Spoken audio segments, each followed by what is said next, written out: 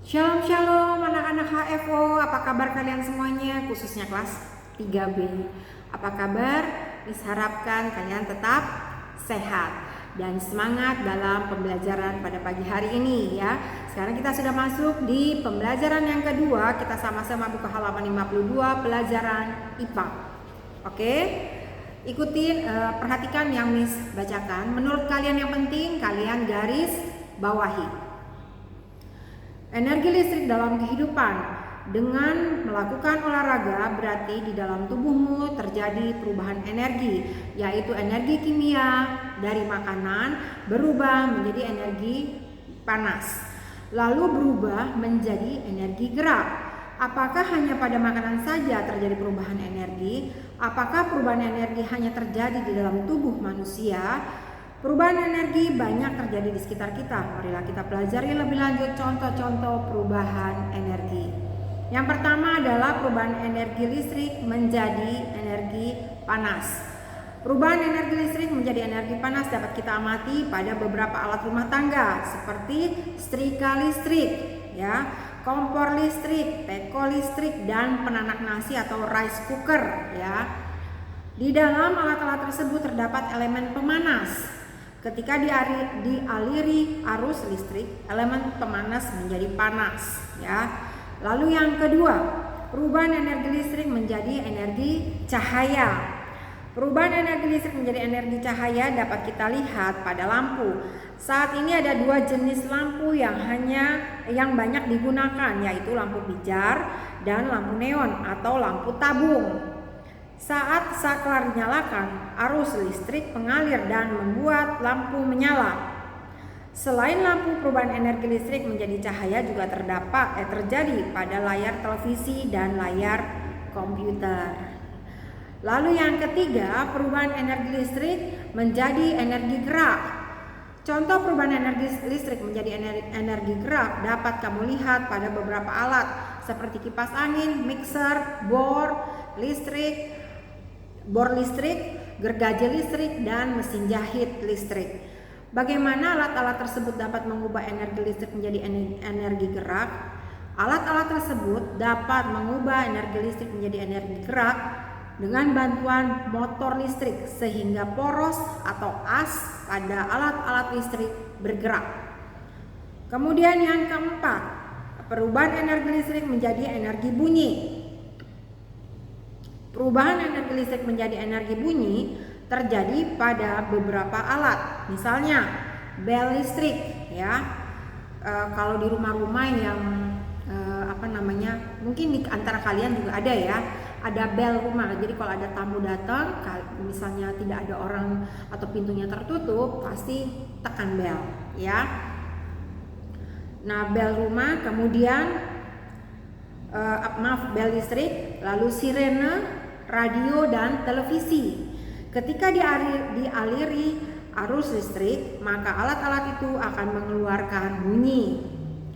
Lalu yang kelima, perubahan energi gerak menjadi energi bunyi.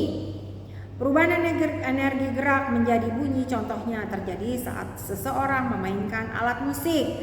Seorang pemain drum menggunakan energi gerak untuk membunyikan drum, atau pemain gitar menggerakkan jari-jarinya untuk memetik senar gitar agar mengeluarkan bunyi, ya.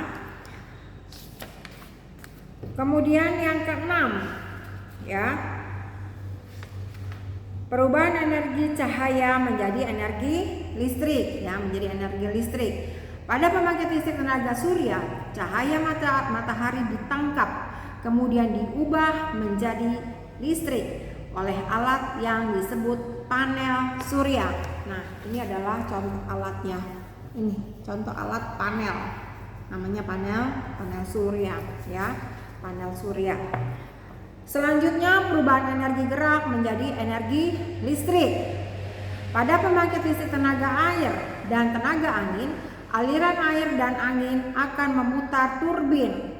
Berputarnya turbin akan menyebabkan generator berputar sehingga dihasilkan listrik, ya. Nah, seperti ini adalah kalian lihat di bukunya, ya. Ada tulisan yang B ya. Kalau A tadi kan adalah panel surya mengubah cahaya matahari menjadi energi listrik ya. Yang ini panel surya, dari energi cahaya dia rubah menjadi energi listrik. Kemudian yang ini, yang B, ini adalah generator listrik yang mengubah energi gerak menjadi energi listrik ya. Ini namanya generator ya. Nah, yang tadi kan dikatakan bahwa tenaga air, tenaga angin ya, itu akan memutar yang namanya turbin. Nah, berputarnya turbin itu akan menyebabkan generator berputar sehingga menghasilkan listrik ya. Ini. Ya. Kemudian kalian lihat yang ayo menjawab. Nah, ayo menjawab nomor 1 sampai nomor 5 ini kalian kerjakan di buku PS tematik sebagai tugas kalian. Lanjut ke ayo belajar bahasa Indonesia. Sumber energi merupakan karunia Tuhan untuk kita manfaatkan dalam kehidupan. Oleh karena itu kita harus bersyukur atas karunia Tuhan tersebut. Salah satu bentuk syukur kita kepada Tuhan adalah dengan menjaga kelestarian energi dan juga memanfaatkan energi dengan sebaik-baiknya. Tahukah kamu, jika di sekitar kita banyak orang yang menggunakan energi untuk hal baik, mereka bekerja untuk kepentingan orang, ya. Kemudian kalian lihat di sini, maaf ya, ini tadi Miss bilang ini pelajaran bahasa Indonesia, ini pelajaran PKN ya. Contoh orang yang menggunakan energinya untuk kepentingan banyak orang adalah petani ya. Kalian bisa lihat petani bekerjanya di mana? Di sawah. Dia bekerja di sawah untuk menghasilkan yang namanya beras ya, benar. Nah, contoh orang yang menggunakan energinya untuk kepentingan banyak orang adalah petani.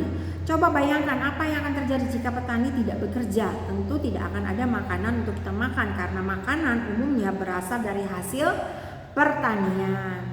Tanpa disadari setiap hari kita dapat beraktivitas dari hasil jerih payah petani. Masih banyak lagi orang yang menggunakan energinya untuk kepentingan banyak orang. Contohnya mereka yang bekerja di pusat pembangkit listrik, serta orang yang bekerja di pertambangan minyak bumi dan batu bara. Di antara mereka bahkan ada yang harus bekerja pada malam hari saat orang lain sedang tidur. Kita harus menghargai jasa orang-orang yang telah menggunakan energinya untuk kepentingan orang banyak, termasuk memenuhi kebutuhan kita. Menghargai jasa dan karya orang lain adalah sikap yang terpuji. Sikap tersebut sesuai dengan Pancasila, yaitu sila keadilan sosial bagi seluruh rakyat Indonesia.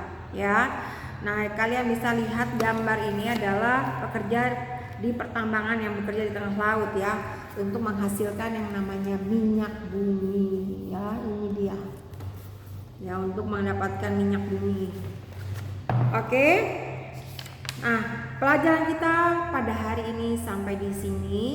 Yang nanti kalian harus share ke Miss adalah halaman 54 yang di buku PS tadi. Oke anak-anak, terima kasih semuanya, tetap semangat dalam belajar. Jangan lupa untuk tetap hindari kerumunan, menjaga jarak, memakai masker, mencuci tangan, dan berdoa. Oke anak-anak, terima kasih semuanya. Papa Mama, Tuhan Yesus berkati. Bye-bye.